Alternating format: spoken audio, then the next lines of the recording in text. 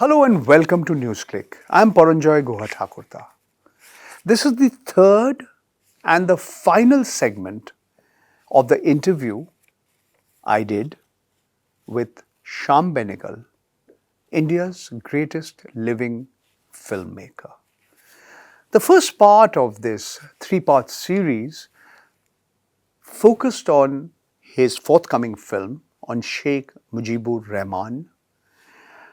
In the second part, we discuss politics, the Muslim question, majoritarianism, communalism. In this, the third and the final segment of this interview, I try and get Shyam Benegal to reminisce. He talks about the individuals who are no more with us. At least three actors, their fame was because of him. The late Smita Patil, Om Puri, Amrish Puri. He talks about others who are no more with us. Leela Naidu, Girish Karnad, Tom Alter, Vanraj Bhatia, Satyajit Ray, Mrinal Sen, Ritwik Ghatak, among others. Let's go back to your life as a filmmaker. You were born in a Konkani speaking family, Chitrapur, Saraswat Brahmin. Yet you made several films which dealt with caste exploitation, the importance of caste, including Samar in 1999, very, very critical of the caste system. Yet you are, caste continues to remain an important factor in India's life. And the intersection of caste and class is something you've dealt with very frequently in several of your films. Would you like to make a few comments and observations on where we are today? Because the caste system hasn't died down. It's still as important as ever in shaping large sections of Indian society. See, in India, caste and class tends to be more or less the same, except that you see, class system can change, the classes can change, but caste does not change.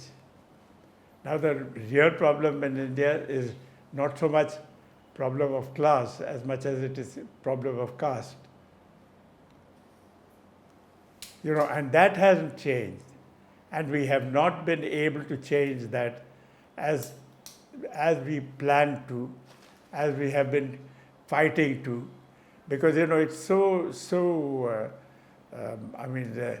it has such strong roots, the caste system of the country. So it has to be, and we've been fighting against it for a long time. And even people who are fighting against it themselves believe in caste. And they're very proud of their castes. Mm-hmm. Okay. You made your first film, I was told, at the age of 12, when you used a camera which belonged to your father, who was a photographer, Sridhar Benegal ji. And much later, you did a master's degree in economics from Osmania University in Hyderabad, and you formed a film society over there. But cinema is part of your blood. You were a second cousin of Guru Dutt, whose maternal grandmother was the sister of your paternal grandmother. Then you worked in advertising, you were a copywriter in Lintas, and you made many, many documentary films and advertising films and short films. But a lot of people remember you for the first 4 films that you made. 1973, Ankur, The Seedling, talking about the economic and sexual exploitation in Telangana, introduced actors like Shabana Azmi, Anant Nag, Sadhu Meher, all of them became famous. Then came Nishant, The End of the Night, The Night's End. a teacher's wife who's abducted and gang raped by 4 zamindars. And the officialdom turns a deaf ear to them. And then came the unique 1976 Manthan, or the churning, which was actually produced by 500,000 farmers of Gujarat, all of whom contributed 2 rupees for the making of the film. And you talked about rural empowerment and the formation of cooperatives. Bhumika, of course, was loosely based on the life of the Marathi actress Hansa Wadkar. She led a very flamboyant and controversial life, but Smita Patil became famous because of her portrayal. And it's not just about an individual search for self-fulfillment in a patriarchal society. You talked about how even in earlier years, you talked about the issue of gender relations in a whole bunch of people who very few people knew, some of whom are no longer with us. Film and Television Institute of Pune, the National School of Drama. You taught at the Film and Television Institute of India 1966 to 73. You were chairman twice, 1980 to 83, 1989 to 92. And then, I mean, you, whether it be Nasiruddin Shah or Om Puri or Smita Patil or Shabana Azmi or Kulbhushan Kharbanda or Amrish Puri, you made them what they are. How do you look back on the films that you made in the 70s, 1973 to 77, Ankur, Nishant, Manthan and Bhumika? Well, I don't think about them anymore. You know, because it's done, it's finished as far as I'm concerned. It was a phase in my life, and that there are other things that happened. If I choose to live in the past, I would be thinking about them all the time. But I don't choose to live in that past. You know, I mean, some things were successful, some things were not so successful. But then life goes on, you know. And so I don't think about what happened yesterday. Because I have to think about what's going on today and what I want to do tomorrow. I mean, I'm not going to think about what I'd already done. I don't want to get caught in the past in that sense, you know. So it's one of those things. In fact, I often forget that there were certain subjects that I had touched upon, made films about, and so on. But then, you know, I don't think about them. Let me remind you of 3 individuals. I dare say you made those 3 individuals, and they are no more with us. And all of them, at least 2 of You're them talking died. of actors? Yes. I'm talking about Om Puri, I'm talking about Smita Patil, I'm talking about Amrish Puri. Yeah. No, they were brilliant actors. In fact, all of them, all those 3, started their film careers with me. I'm aware of that. That's why I asked you. Because Today you're 88 and they are no more. They passed away when they were much, much younger than you. Yeah. They were, yeah. You think about them? You have some recollections you'd like to make about Smita Patil? Oh, yeah. I mean, no question about it. She was because she was among the most spontaneous of all the actors that I've worked with. That was because she was not trained as an actress. You know, so her feelings would be very much more spontaneous than somebody who's trained to feel in a particular way, because, you know, there would be a difference in the way they perform.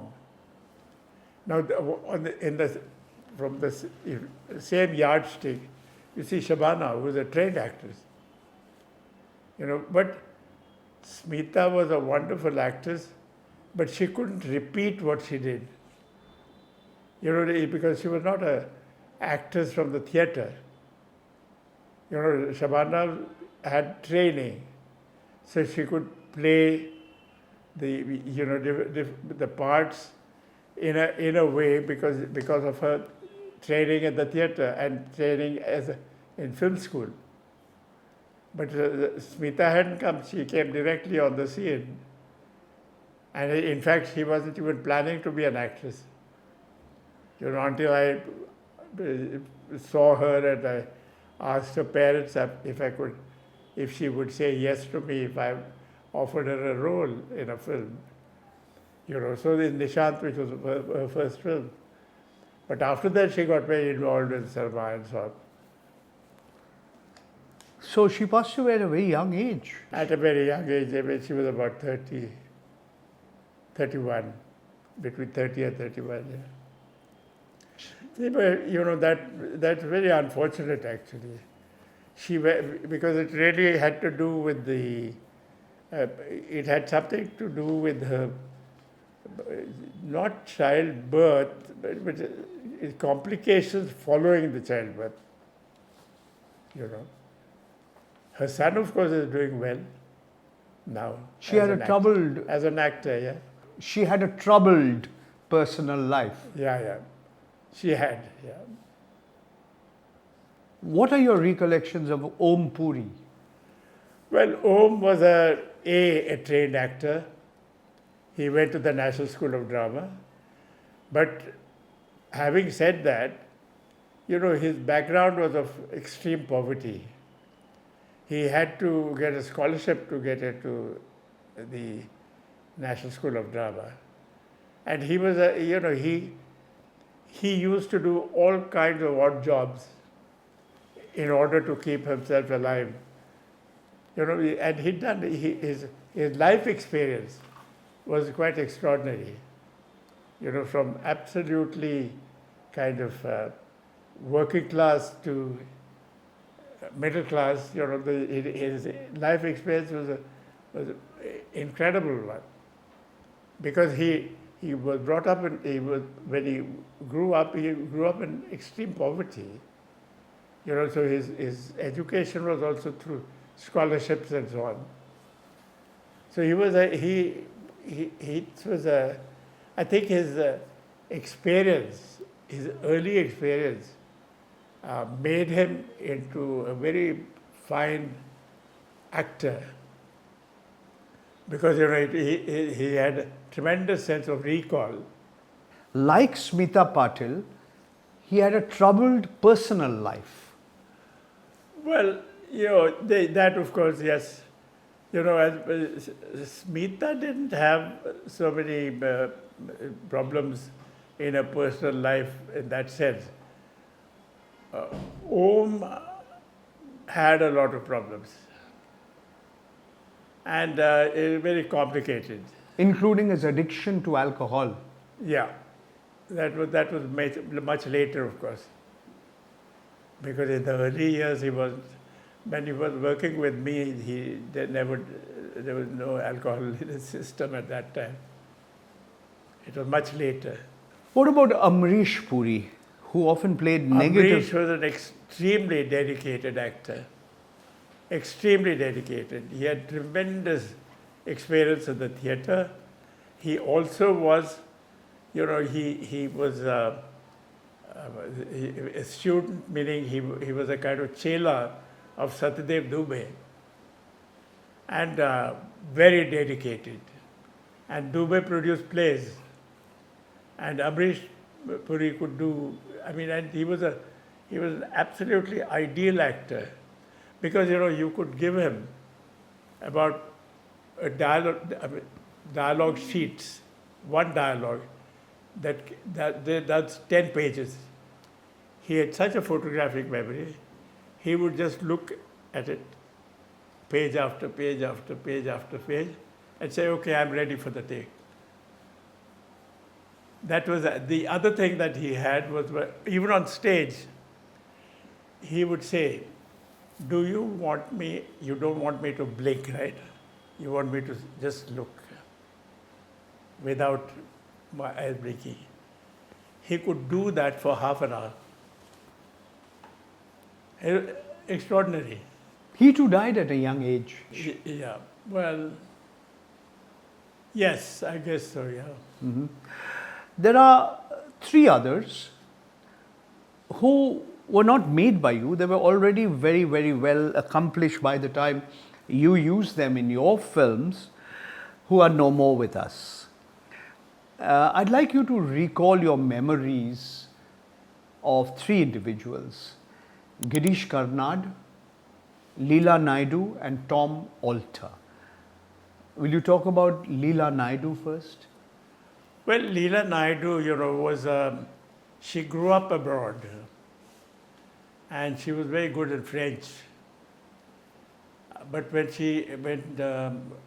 she acted for the first time with these people, Jim Ivory and his partner, what's his name? Merchant.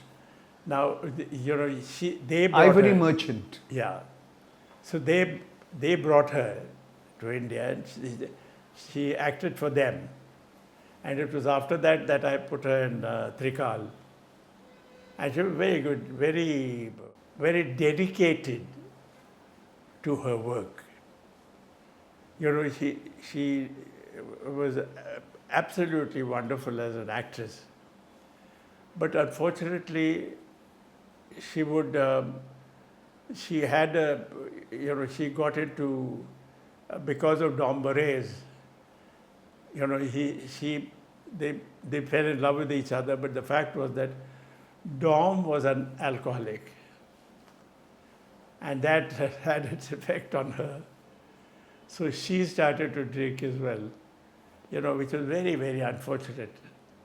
Because according to me, Dom was a very talented poet, but the fact was that Leela Naidu's career tended to get affected by that.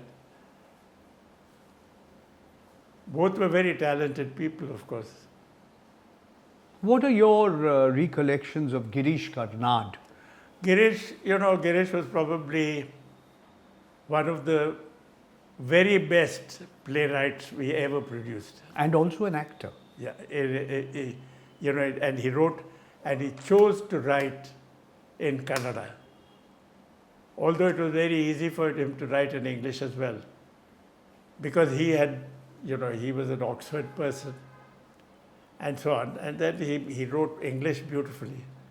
But he chose not to write in English, but to write in Kannada.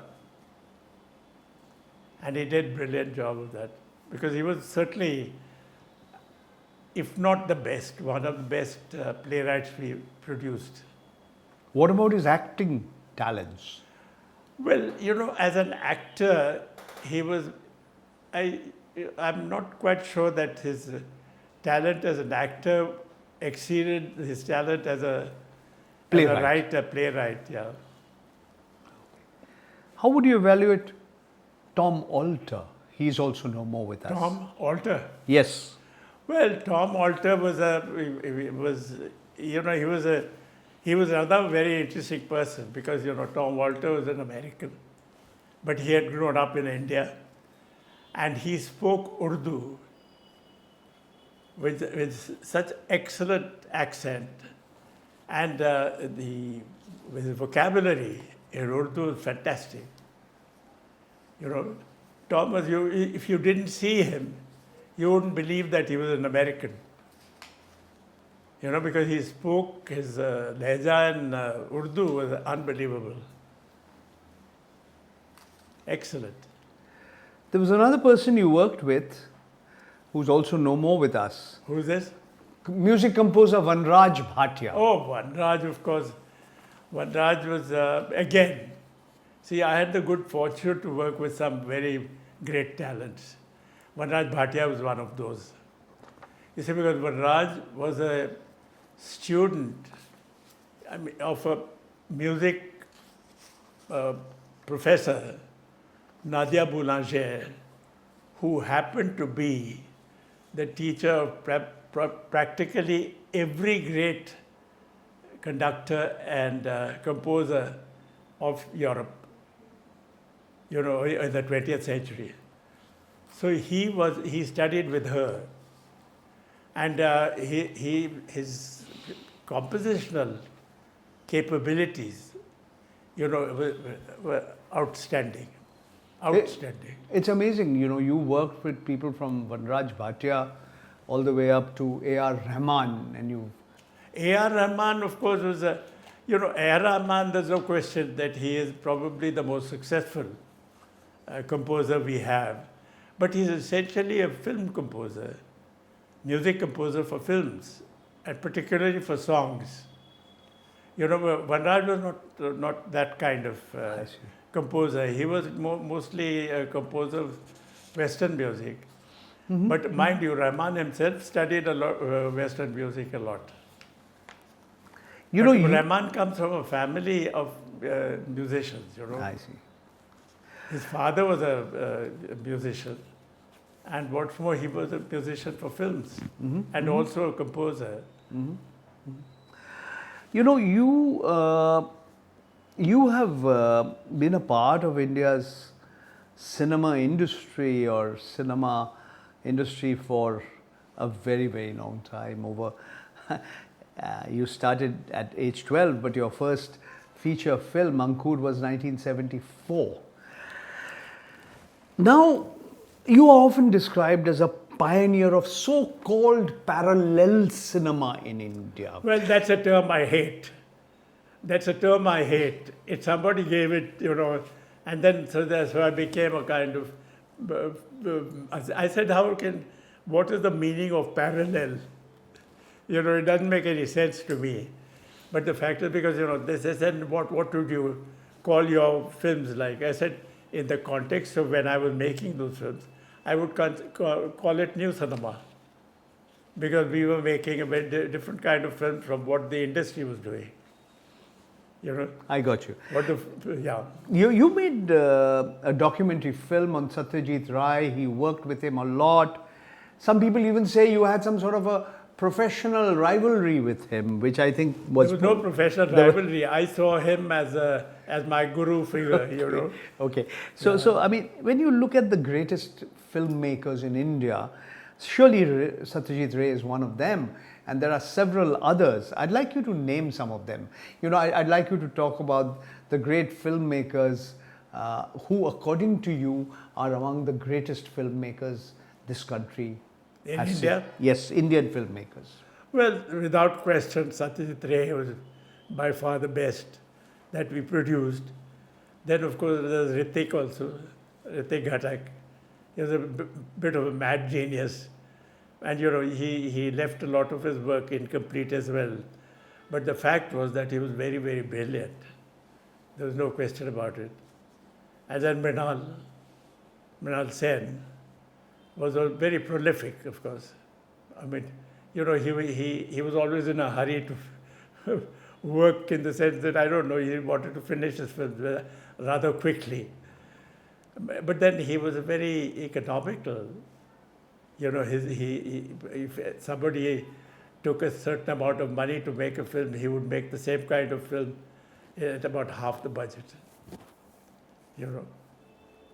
So Mrinal was, again, a very, very talented person, but always in a hurry, as I said, Equally... You've named 3 filmmakers from Bengal. What about filmmakers from other parts of the country, including your own state, Maharashtra? Well, there are some others but why Bengal? Because you see, it's the way the market was in Bengal. Because, they knew people who made new kinds of films could count on a middle class, urban middle class audience, particularly educated middle class audience. But rest of India is not quite like that. Take Kerala. You had Adur Gopalakrishnan. You had the late Aravindan. You have had greats from the world of Tamil cinema, Kannada cinema, Telugu cinema.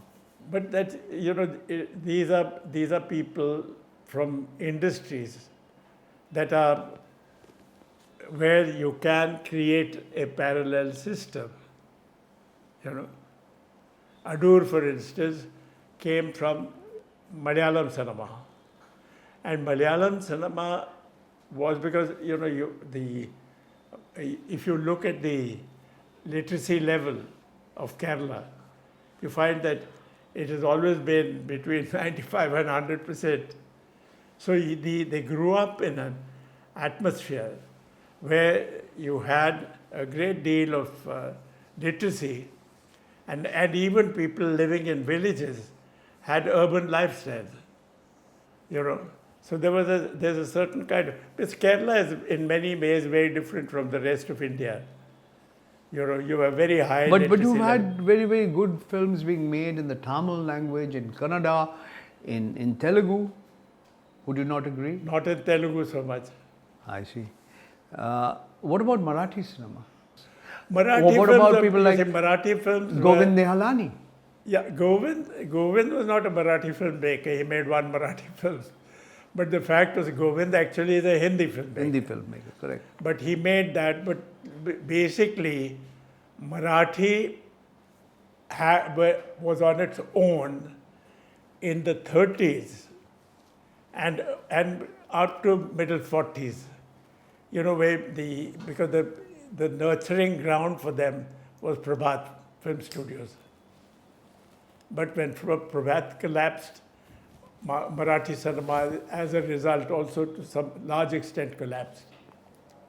You know, otherwise it had the status of an all India film, but it reverted back to it being a regional film. You know. Okay.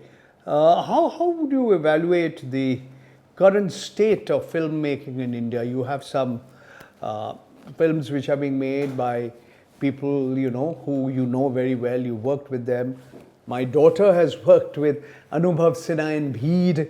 He's worked with Sudhir Mishra in Afwa.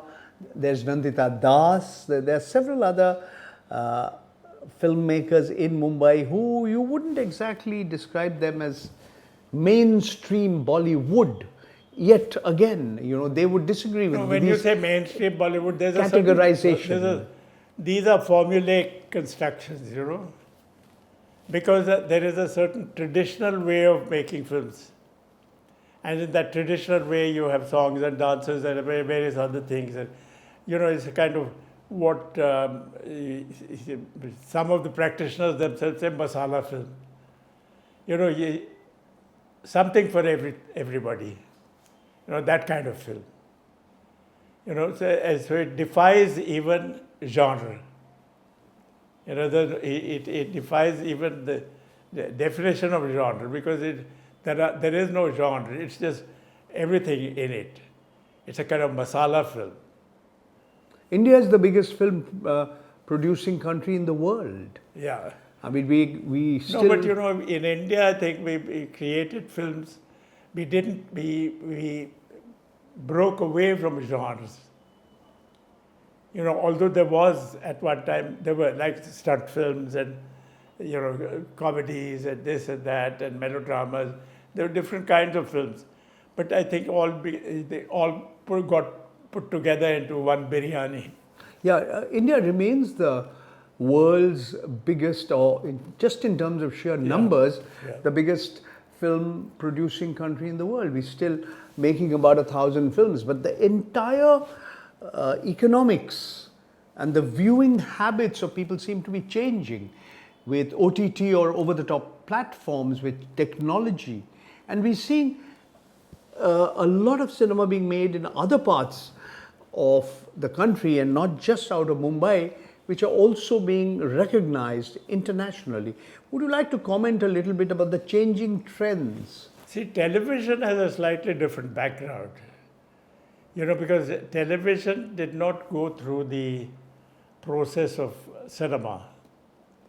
And it came at a time when it could very easily see itself as part of the television revolution the world over. So our television, whatever you make for television, if you make a kind of story in television, or you have these different platforms now where you have series, you make different kinds of television series and different kinds of, you know, 4-part, 6-part, 10-part series. It's no longer, you don't need the old construction of film, the old constructs of film. Now it's much closer to life experience, and it's also television has When you because say it- television, you no, it's also mean come into- the smaller no, screen. see, yeah, since it has come into your home, and you see it, then you see it as part of your own extended life. It's part of that now. Cinema was not like that. It was always away from you. You went to the cinema and got enveloped by cinema. Yeah, But the dark cinema hall, Yeah. the big So many, screen, yeah. etc. So is this good or is this bad? I mean, what are the positives and the negatives of the new experiences of the audio visual medium? What are the pros and what are the cons? What are the changes that you see? I mean, you've been long enough in the business to evaluate it. Now is the time for television to sort of influence cinema in many ways. The thing has got reversed. I see. Among the international filmmakers, who are the ones which have had the biggest influence on you as a cinema maker, as a filmmaker? There are different people, the European filmmakers, but neorealism has had, I think, the earliest influences were from neorealism, from Italian neorealism. Vittorio De Sica and people like that. But otherwise, I don't think it's been, I can't count any influence as such. At 88, what are the biggest, this is my last question to you. What have been your biggest regrets and what have been, you consider, your biggest achievements? First, your achievements. I have very few regrets. Well, I've lived most of my life in any case, so I have very few regrets. But I don't see, I haven't had great achievements in that sense. But I've had what one might call, I've had my share of awards and this and that and so on. You're being very humble. No, I'm not being humble because 18 National Film Awards. Dada Saheb Phalke Award, India's highest award for filmmakers in 2005. Padma Shri, Padma Bhushan, served on so many. To me now, it's all water in the bridge, under the bridge. I'm It's all tempted. done. It's in the past. I'm tempted to go back again to a question where I wasn't able to understand you. You seem non-committal about expressing your views on the current political dispensation in India in the last 9 years. I once again go back to you to ask you. No, I'm not reluctant as such. I don't think, but I think there has been a certain amount of stability. I may disagree with the politics of our leaders, but the fact is that that doesn't affect me as much as it would have elsewhere in the world. Because it hasn't. My life hasn't been affected too much, and people around me have not been affected so much. But surely you can't ignore. But the only thing that worries me is inflation. That's all? That worries me. What about unemployment? What about the fact that we are today the most populous country in the world? No, but when we talk about unemployment, there's a lot of informal employment. Is it not formal employment? Informal employment. You see, we have never had, when you talk about percentage of employment of what kind? Are we talking about government jobs? Are we talking about the industry? Or are we talking about agriculture? What are we talking We, about? we are talking about decent jobs, as they are called. We're talking The about? decent jobs. That you have made a film on child labor or a series for the International Labour Organization. The classification is a decent job. Many argue that today India is the world's most populous country. We have more than 1.4 billion people. The difference between India and China is the demographic profile. The median age of India is 28, 29. The median age of China is 30, 38, 39.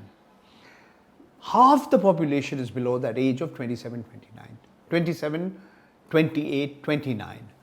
That age group.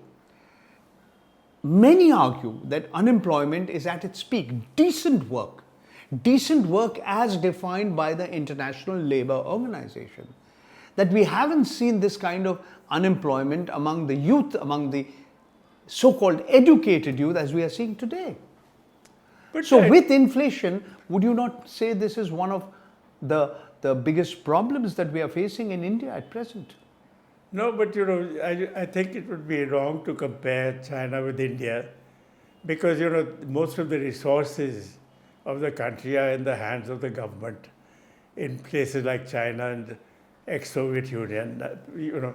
You have that kind of thing, but India is not like that because, everything is not under the control of the government. But wait, I could argue that the gap between the rich and the poor in India, and many economists and many social scientists have argued, and with facts and figures, that we have become I know more that, unequal than before. I know that the amount of wealth, national wealth, in the hands of is in the hands of very few people, as far as India is concerned. We have a problem of we have not solved the problem of distribution. There's a lot of wealth accumulation in very few hands. Now that we have to do something about that so that it gets spread. Are we doing enough about it? I don't know. It's difficult for me to say, Okay. and I haven't thought about it also now. All right. I think you've been very kind in giving me as much as you have. It's been more than 2 hours that I've spent with you, and we've recorded everything. And thank you very much for your time and for answering all the questions I asked you. And even if I was not satisfied, I was even disappointed with some of your answers, you never ducked or chose not to answer any questions. तो अत्यंत धन्यवाद श्याम बेनेगल जी, आपने आपका कीमती समय 2 घंटा आपने दिया. I wish your health improves. Thank you. From middling to good, and you have a long life ahead of you. Thank you. Dhanyavad. Namaskar. This is where we conclude the third and the final segment of an interview I did on the 1st of July 2023 with India's greatest living filmmaker, Shyam Benegal. I thought I would get half an hour of his time. He gave me 2 hours. We edited parts of it. In the first part, he talks about his forthcoming film on Sheikh Mujibur Rahman. In the second part, we discuss politics, the Rashtriya Swayamsevak Sangh, Prime Minister Narendra Modi. And in this, the third and final segment, Shyam Benegal is in a reminiscent mood. He talks about several people who are no more with us. Thank you very much for being with us on this program. Keep watching NewsClick and do remember to subscribe to the channel.